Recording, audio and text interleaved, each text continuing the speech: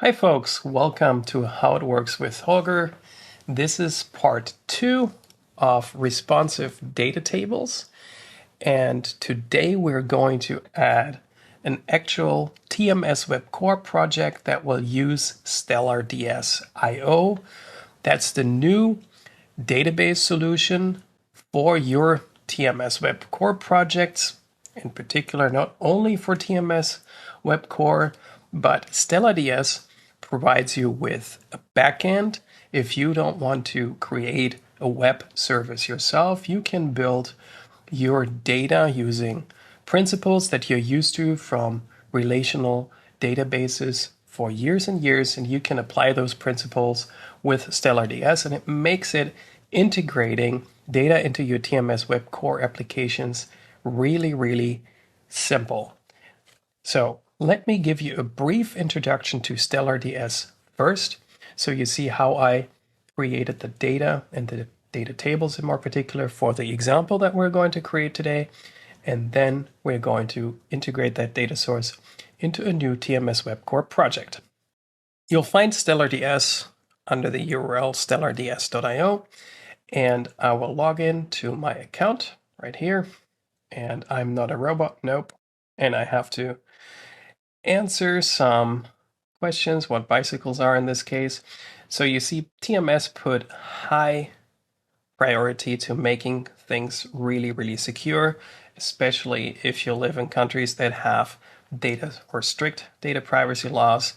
This is a solution that you should definitely consider because of this in particular. I don't know, is this bicycles? I don't know. Let's just click verify. Perfect. Remember me. And I'm logged into my account. And here on the right upper corner, I can manage my databases.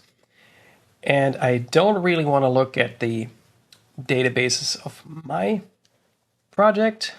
TMS prepared this database for me. So here you see Holger's project, but if you work in a team, you can also look at other people's projects. For here, for example, this is Tunde from TMS. She created the project group TMS TK. So I'm going into this one, and I'm going to look at the tables that have been created. And here's tables from other examples that you might find on StellarDS.io's page in the documentation, for example. So here, this is the leagues table. If you remember in part 1, we created a table that showed the MLB standings at the time, and this table now contains these standings. So if we go to manage, I can look at the table first of all, because Tunde is the admin of this table. I don't have any permission to change permissions.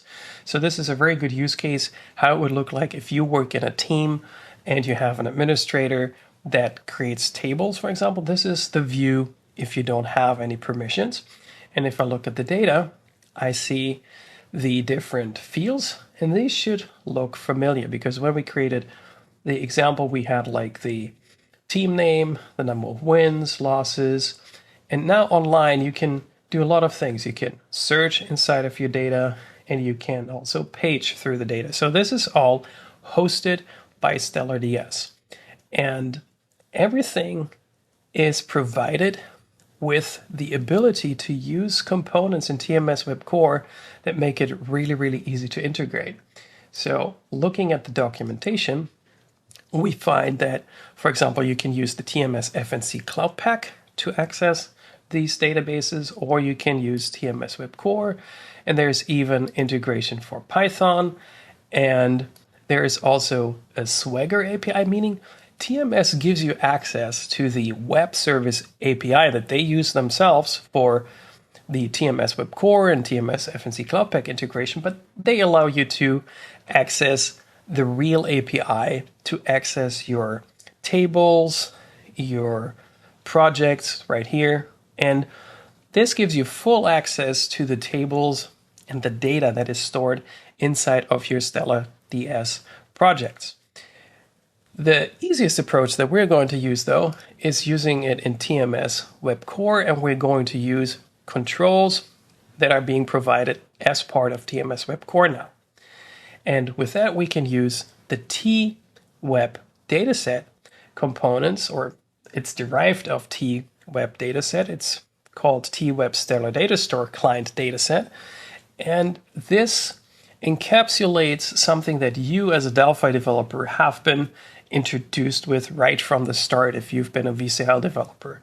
T dataset has been a core part of Delphi for as long as I can remember, and this is what StellarDS uses for data access. So you just need to create a connection and a client dataset, and then you can use something that is familiar to you from all these years working, yes, I will mention it, working with the BDE, other database frameworks, and of course now with FireDAC, for example. So this will all be very, very easy to use. Of course, we need to authenticate ourselves to the database. And there are two ways to do this in StellarDS. The first one is that whenever you start up your web application, for example, the user has to provide a username and a password. That doesn't make any sense for the kind of application that we're building. We're building a web page that is supposed to show information from a database that you provide for your fake customers in this case. And in this case, you want to create a token, meaning that's the second way to do things. You create a token inside of StellarDS, and with this token, you can access your data. Of course, this token has to be client-side if you use TMS WEB Core, meaning you have to protect yourself that this token is not used anywhere else. And that's what I'm going to show you in my profile here. If I go to Manage Databases, and then I'm going to the Applications menu, and here you see all the different OAuth applications that I created. So these are the ones where you have to provide username and password. Here, though, is the access token. And the real important thing with the access token is that if we go here to edit it, that you have to provide a domain. And this is very, very, very important. This domain ties the access token to requests only from a domain that you specify. For example, if you upload your web application to your domain, and this domain is called myfancyWebApplication.com, you enter that here, because then only if a request comes to your database from myfancyWebApplication.com, that token is valid. Otherwise, it would be possible for somebody else to copy your token and use that token on their own web application or other applications that support StellarDS. And then they would be able to, depending on the permissions, in this case here you see this role is admin, so this token has admin privileges. So if that token got lost, people would be able to create tables, create fields in tables, and also delete data. That's not something you should ever forget. So always specify this domain. I don't need this in this case because this application is not being deployed or anything. And also, this is something else. I'm going to delete the token after recording this video. So you can look at the source code, but you won't be able to reproduce it because the token that I use will be deleted at that time. Of course, nobody keeps you from using or recreating that database in StellarDS yourself. I'm quite sure TMS will be able to provide the table to you or explain to you how you can create that table in your own StellarDS environment, especially now that StellarDS is in open beta and everybody can apply for access. Before I go on, I want to point out that you can download the source code at this URL. You can also use the QR code shown here. Take a photo that will get you to the GitHub repository that contains all the source code. I suggest using that source code or looking at that source code while watching this video. That will make things easier because I got to be honest, I won't be building this project from scratch. Instead, I will show you all the different parts and where the CSS that we created in the first part is being inserted and all that. But I won't spend like minutes and minutes and minutes typing code. It's much easier for you to download the source code and then have a look at that in detail while watching the video and also afterwards. Before I explain the project in detail, as always, I show you the working solution. What does this project look like if it's complete? And you might remember the table that we created right here. This is the AL East, Baltimore Orioles, and all that kind of stuff is being read from the database in this case. And in this particular case, I also hard-coded the AL East. I only wanted to keep it simple that we're just going to retrieve these records right here. So click in here and resizing the browser window, we see that we have the responsive behavior that we can scroll up and down now. This is exactly what we've been working on, but now you will see that it actually can be integrated into TMS WEB Core really easily, and then we can read data from StellarDS. So the project that I created is just a simple TMS WEB Core application. So I went to File, New, Other, and then TMS Web and a TMS Web application. That's all I did, to be honest with you. I also then named the main form main, and it's empty. It's completely empty. The only thing I did, I set the CSS library to CSS Bootstrap so that the element font flips to EF CSS. However, I did not, if you look at the index.html, I didn't add Bootstrap. So this is just a way to make this form always prioritize the CSS that we specify. I don't want TMS WEB Core to use the fonts that are being specified here in the properties. I don't want to use that font. I want to use my CSS that we worked on. And that's actually the first thing we do. Take the CSS from the first part and create a file here, style.css, just like the file that we created in Visual Studio Code. We can even use the IDE to do that. We can right-click here, say Add New, Other, and then here Other again for the web. And here we find the CSS style sheet. And we name this file style.css, and this contains all the content that we created. So in my case, because I use Windows as a virtual machine, I literally kept Visual Studio Code open, selected all the CSS code, and pasted it into this file. Done. Of course, we need to reference this CSS file. So we double-click on index.html, go to the code, and insert the HTML that is necessary to link a style sheet. So link rel style sheet, href style CSS. And in the first part, Visual Studio Code created that for us as well in the HTML. So this index.html represents basically the HTML that we created to demo our stuff. The way how TMS WEB Core works, of course, is that in this case here, between the body tag right here, this is where TMS WEB Core will render our content by default.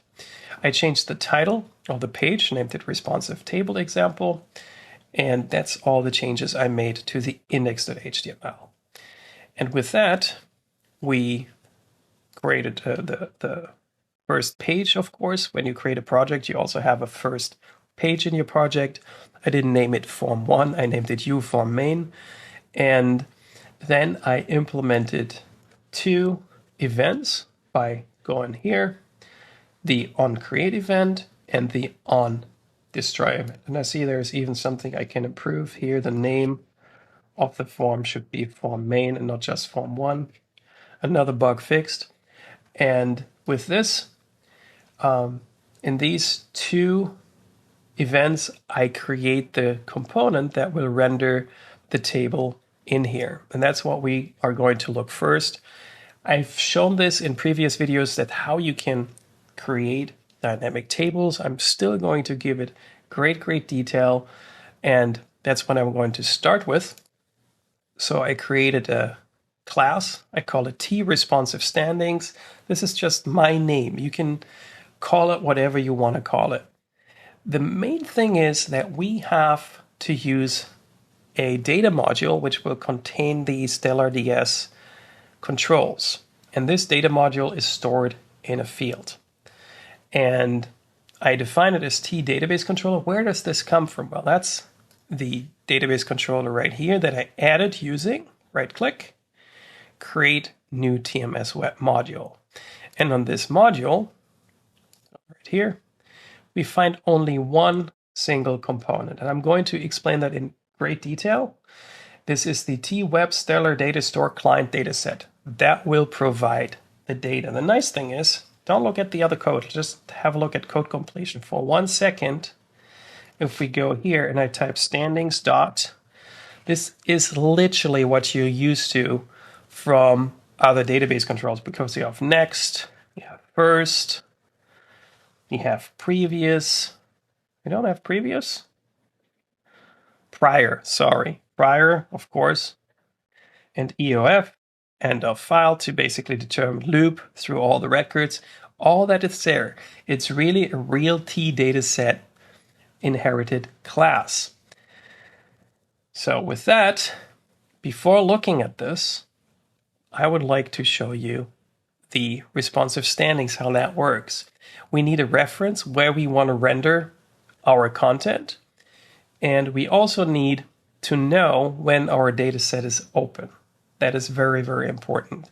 Because otherwise, because this is an asynchronous action, like you tell StellarDS, open my table, you provide the access token and all that kind of stuff. And at some point, StellarDS needs to be able to tell you, well, I'm ready. You can iterate the data set, and this is what this will do. This will get called. And here we have a procedure to generate the table to do the actual work. And of course, this is Delphi. We provide a constructor where we can pass the name of the element that we want to render the table in, and we clean up. This is mere academic, so to speak, because memory management in JavaScript is taken over by the browser, of course, but still, as I'm a Delphi developer by heart, I free my stuff that I create. So this is something I also implemented as structure. And you might be kind of confused by why do we have generate standings and generate table? Well, generate standings is what we're going to call from the outside. That's why it's Publix, and that's why it's public. I actually said Publix. Publix is a grocery store here in Florida. So Freudian slip, I would say, because I'm hungry. So yeah, going from there, we have the generate table, which is called by this class in order to generate the table after everything is ready to be rendered, so to speak. So that's why that is private. It shouldn't be called from the outside. And this is the rough sketch that we can use to, or that we can hook into the first page. So when we go here, we're not using any of the components. Instead, we're going to render the content using the DOM. And if we look at the web form create, you see exactly what I just explained.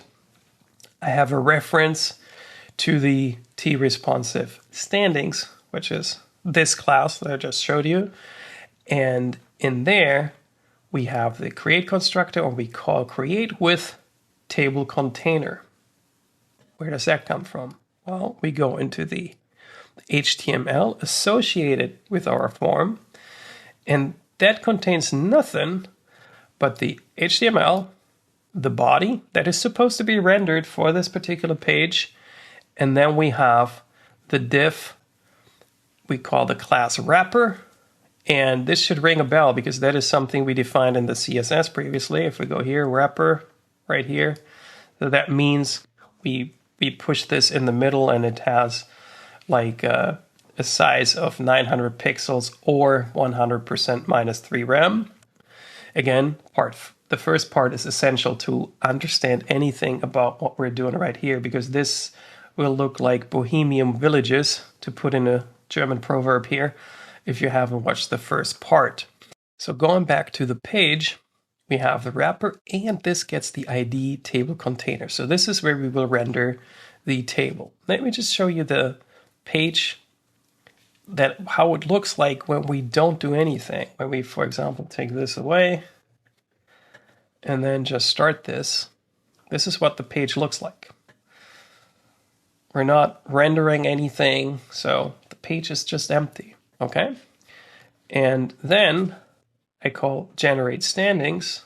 That's the function right here. And we don't need to pass any parameters because we know the element ID that we want to render at. And that's all we need to do. This is the whole form. The whole form to render the whole table is literally 2 lines of code. And then when the form gets destroyed, we call f standings free, as said, to clean up the memory right here. So how does your responsive standings work? Because this is where the work is in, and this is why this is generic. You can use this in multiple projects. You can think of ways to not only have the element as a variable, but also, for example, the table that you want to use as a variable. So you can create your own data table, so to speak, with this approach and generate the content generically. And from there, we go to generate standings. Or let's start with the create constructor first. So we just assign the element ID and we create the associated data module, right? Because the data module right here, it's linked to this class. So we want to make sure that we create it ourselves. And then, this is the other thing, the onReady event of basically the data module right here gets assigned our onReady method. Meaning, if we go to the data module, and this is something you don't really see that often, but you might think like the data module only has like onCreate and onDestroy. Where does this onReady come from? Well, I added that. So if we go to the data module, scrolling down, here is the onReady with a tNotify event. And that is something I can call as a developer if something is ready on that data module. So there are 2 levels of abstractions in this project. So first, for the main form, I completely abstract off the fact where the data comes from and how the table is generated. And when I generate the table, I completely abstract off the fact where the data comes from or how the data module retrieves this data. It's completely loosely coupled. The only thing I need to know, when is my data ready? This is an approach that you can use in any of your TMS WEB Core projects or any Delphi projects if you use asynchronous behavior. If you don't know when your data is going to be ready, this is something you can use in any of those projects. So going from here, we have the onReady, and that's what I hook up to the data module onReady event. That's it. And in the destroy, I just clean up the data module, the database controller instance, so to speak. So you might wonder, why don't I specify self here? Like you see it in so many examples, right? Owner principal. Well, we don't have a component. It's a class. It's not a component. I could derive here from T component, and then it would probably work because then there is basically an owner structure. However, T component is not something, it would be T web component. However, this is not a VCL project, so I just keep this a class, and then I keep this null here, and then I have to free it myself manually. So you don't have the owner release concept, so to speak, if you just have a basic class, you need a component at least, and that is not given here, so we have to specify nil and free manually ourselves. No biggie. Okay, that's the setup. And then the generate standings that we called here is just going to tell the database module, hey, open the database and open the data tables. And remember, that's it. And we don't know how long this takes. So if you were to place code here, that code cannot depend on the fact that the database is already open, because this does not block. This does not block that it waits until the database is open. This is the number one principle you have to put into your mind. You cannot rely on the fact that the database is open if this line is being executed. It might take longer because the internet has to connect to the database. There might be the wrong access token supplied. The database might not be open because of that. So you can't rely on anything, but that's exactly what we have the onReady event for. As soon as the data is ready, then you can do something. And that's exactly what is implemented. If we go down here, in the onReady event, we can call generate table, because at that point, we can generate the table with the data because we know that the database is open. The difficult thing to understand here at this point is that onReady, you have to trust that onReady gets called when the data is ready. And that is something that you as a developer, or I as a developer in this case, implemented that way inside of the data module. And I'll show you how you can do that. It's very, very easy. It's much easier than you might think. I'm actually going to show you to not keep the suspense up. So onReady is actually being called, and you might be surprised, the data set. Remember what data sets have events-wise. Of course, they have after open, right? So you go into after open, and there I simply check, did the user provide an onReady event to the data module? And if yes, then move to the first record and call the event that has been supplied. I even passed the data set as a reference. I don't use that here. So in this case, we use the event of the data set, if it's open, after open, to call whatever is assigned as an event to the data module. And then I'm here. I know that the data set is open, my data is available, and I can generate the table. Perfect. And generate table is now more or less something I've explained previously, that you can dynamically generate a table using the DOM, using TJS element, which represents an HTML element inside of your document. And you can provide text inside of those tags, and you can dynamically generate the whole table. In order to do that, we need to get the root element, which in our case, if you remember, is this right here. And this root element has a name, table container, which we also supplied. So we can get this element by its ID. The ID in this case is table container. It's a string.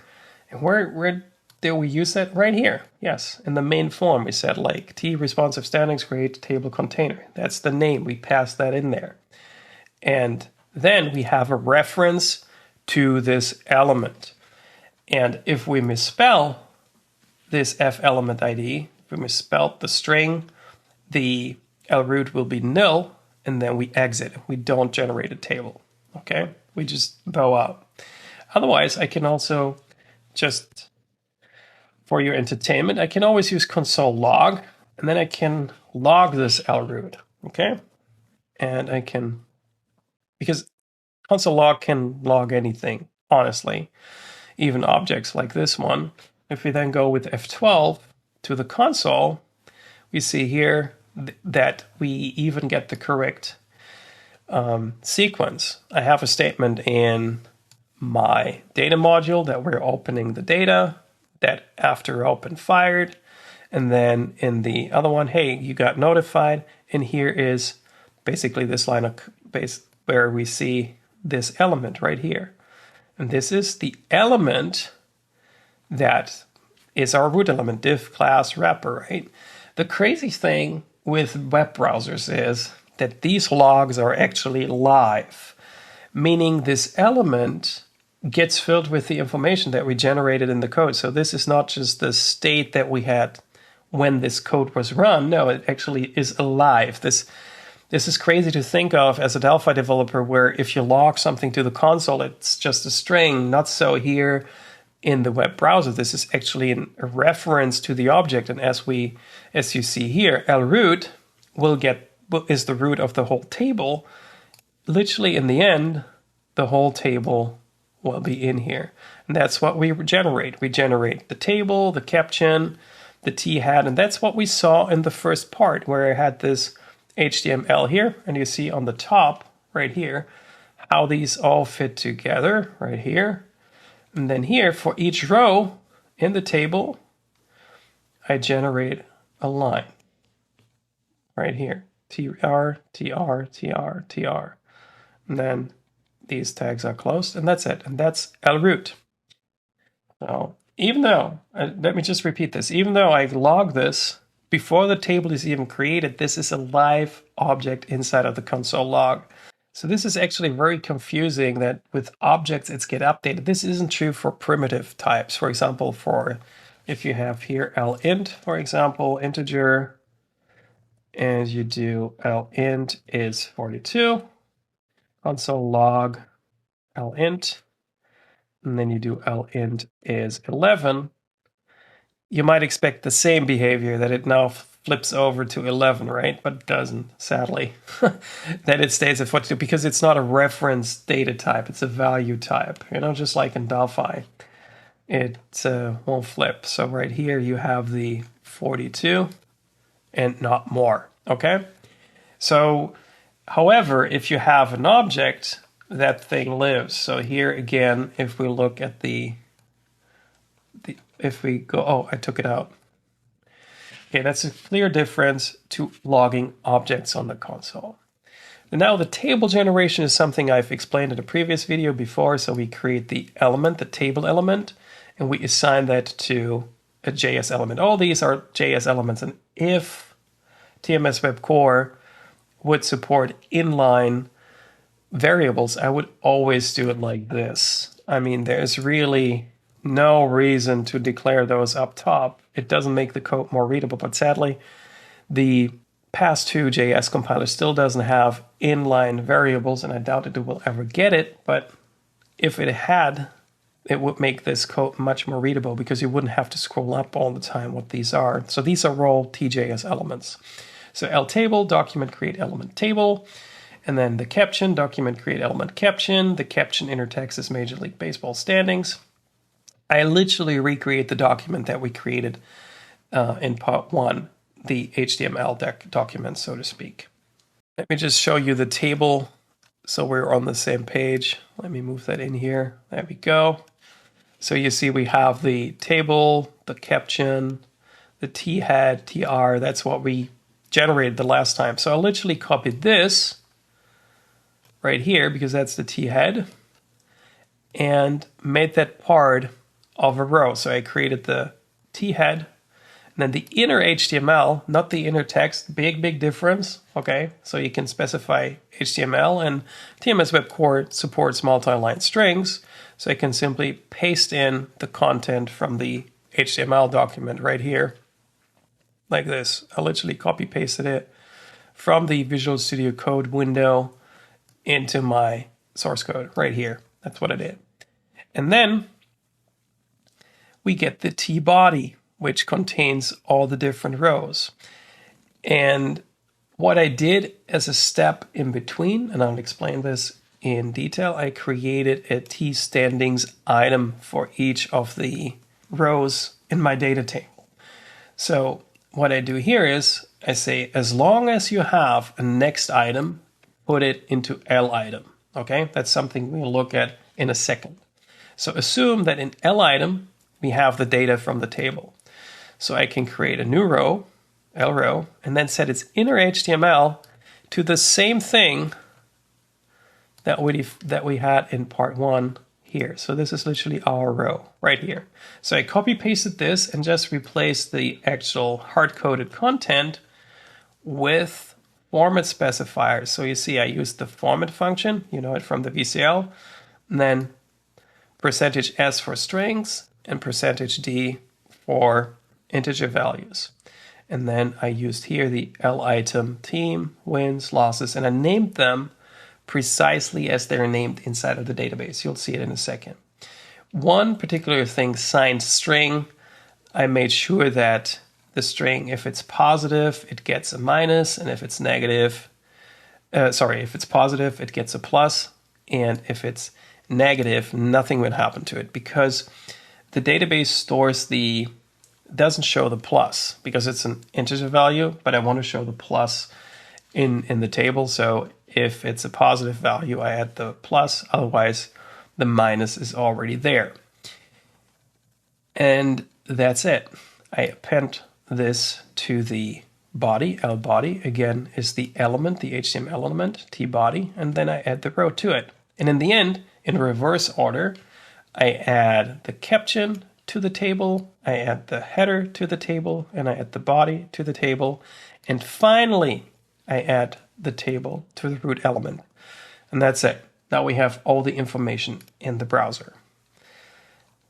Finally, though, we need to talk about how I get this.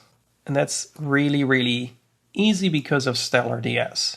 So going into our database controller, I'll look here at the TWeb Stellar Data Store client dataset. We right-click and look at the fields editor. They're actually the fields from the database. This makes it so great to work with because these fields are actually integer field, string field. They're mapped to actual Delphi-specific field types that you're used to. How did I do this? I double-clicked on the standings and I provided the access token. Okay, the access token I get from my Delphi application. I also have it here in my source code. I go 12. I have a constant for it here. This is the access token. Let me copy it. Again, it will be deleted as soon as the video will be uploaded. So don't even try to use it. So we go here, F12, double click on the standings, access token, paste. If you want to use the other access, you specify it here. And then I say connect. I'm connected. Here I see the different tables. And I can go to leagues, and here are all the data types. I could, of course, as I'm an admin, I could, of course, make changes to this, right? Just saying. And as soon as I basically click OK, these fields become part of the, if I click here, right-click, fields editor, I can click here and say add fields or add all fields, just like you used to from other data sources. You just have to, and this is the important thing, you have to connect first. Enter the access token. It will be saved on your system. Connect, and then you can click here, leagues, OK, and then you can add the fields. Perfect. That's what I did. Then we'll also, of course, add all the fields to your data module class. Like you see here, you can use those fields like you've used any other T-dataset field. There's really no difference between other T-datasets to StellarDS datasets. TMS has done a great job of making the integration as smooth as possible in alignment with the Delphi experience that you've been used to for all these years. On top, you already saw the standings item that I created. It's literally just a mapping that I have strings and with the names of the fields so that I don't have to use fields in my responsive standings class. This is just another level of abstraction, right? We're using standings item, and it doesn't matter if it comes from a database, if you add a different API, or it doesn't matter. The responsive standings class expect a T standings item. It doesn't care where it comes from. The only thing is it expects to have wins, losses, percentage, games back, and all that stuff. So here, the first thing is if we go here, we have a create, and there we assign the access token to standings. What is standings? Standings is the dataset. So the dataset actually has an access token property. It is not published. So it is public, but it's not published. The reason for this is if it were published, it would be part of your DFM file. And that's the reason why TMS decided not to integrate it, because you don't want stuff like that in your DFM file. Instead, you can assign the access token here. I declared a variable for it, or sorry, a constant for it. Very easy. And then in the destroy, we simply close the table, standings close. I don't think that's even necessary, but I still added it. Good. So now you saw that we opened the dataset, right? So we have the open method, which is public, and we called that from responsive standings, right? If we go here, and when we call generate standings, we called open on the database controller. And that does nothing else but, if we go here, it says standings.open. I also added nice console logs. You can see when this is getting run. So here standings.open, that calls the data set to be opened. And that can take a millisecond, half a second, 1 second, 5 seconds. You don't know. Okay, that's the beauty of it. At this, you just wait for the after open event, which is right here, and then you call the onReady from that has been assigned to it. So at this point, if it is assigned, which it is, we go standings first, and we call. Thinking about this here, we assigned this self onReady to this. So at this point, we call this code, which generates the table, and generating the table does what I just showed you. It generates the table, but it also, this is the final piece of the puzzle, it has this F database controller next. And if we look at that, the next function here, it returns a Boolean value, and it should be true if there is a next item, if there is a next record, otherwise false. So I literally can say result is, and I actually got this wrong the first time when I tested this myself, result is not standings EOF. So if we're not at the end, it should be true. And if that is the case, I log no more items if it basically doesn't have any more items. Otherwise, I call transfer to item. I transfer the record to this item here, and I move to the next record. I forgot this first as well, and I was like, why doesn't this terminate? So that's a wonderful way to create an endless loop. So called standings.next, and then I log the information. I log the next item and a item on the console. The transfer to item is really, really simple, but for StellarDS, this is very interesting to see. You can use standings team name as string, as integer, something that you've used for years. This is how easy you can read information from your StellarDS dataset or table. And with that, you have your standings item, which then gets returned to the calling responsive standings class. It's not really returned, by the way. Again, this is objects in Delphi are reference types, so there's no necessity. So it's not necessary to call var a item. That's implicit because you pass a reference, right? So if you pass a reference, you can pass this reference also to another method. So this a item here is actually this L item, okay? So there's no need for var or anything. Just pass it in and it gets filled with the information from the database. And believe it or not, that's the whole application. The tricky part, I think, is generating the table, but we've done that in a previous video, so you have another example here on the TMS channel that you can use to get confident with it. And if you don't want to build this responsive table yourself, if you're just getting started, just as an aside, in the database controller, there is also, or basically the standings can also be hooked up to a data source. We have a web data source, this one right here, and that, if we select data set, you can hook it up to standings. And of course, TMS controls, if we go to the main form right here, we go to the DB, we have WebDB controls here.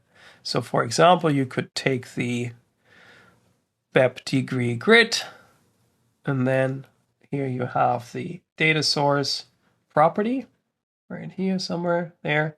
You could hook that up to the data source of your data set of StellarDS and do everything like you've done it for years. However, this example is a little bit more complex because it generates the table itself using data from StellarDS, and it also is a little bit more complicated because you have to implement the open and after open mechanism in a generic way. However, this allows you to build responsive tables any way you want them, but not only tables, of course. This approach with the open and after open and generating content in the DOM can be used with all your TMS WEB Core projects where you want a lot of customization, especially using CSS. But in addition to this video hopefully also gave you some deep insight how you can basically abstract your code. Like you have your form, you have your classes that deliver content for the form, and these classes don't even know where your data comes from. You have another level of abstraction where you have a data module that contains the data access classes. And in this case, we use the TWeb Stellar Data Store client dataset to show how great and easy it is to use StellarDS with TMS WEB Core. The final piece to the puzzle is something you might not realize. Let's take this thing out here, because I had a where clause in my statement. If I run it like this, I actually get all the records from the data set. And it looks like this. We have all the records in the data set. But I just wanted only specific records. I only wanted the ones where the division ID equals 201, which is the AL East in this case. I know this. If you prepare data like this, you know these things, of course. And with that, we can run it again.